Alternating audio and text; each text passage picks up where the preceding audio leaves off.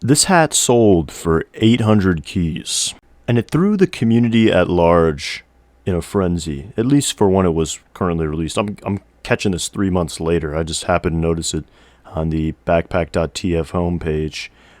But it brings the question of value and how value is totally in the eyes of the beholder, like the old common little phrase, beauty's in the eye of the beholder.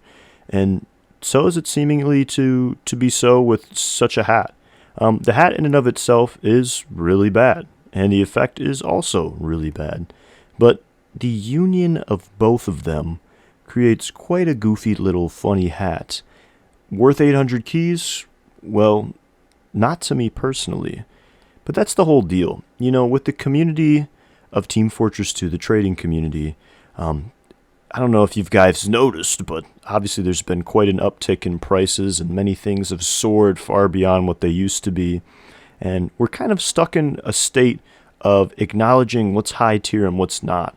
And I think that kind of can sometimes fly things under the radar, if you will. Like stuff like this, where truthfully, for the right person, I mean, you could value this hat at such an enormous price.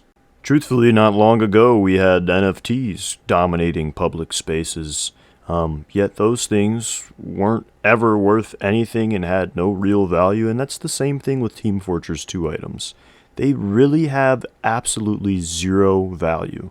The only value that's added to them is the community and the people that are buying them, and that's what generates the actual value of the item. So, is this item justly worth 800 keys?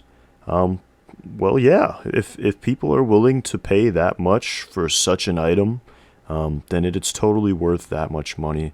There is the discussion, too, that, oh, maybe they're just blowing up the price so they can, price manipulation, essentially.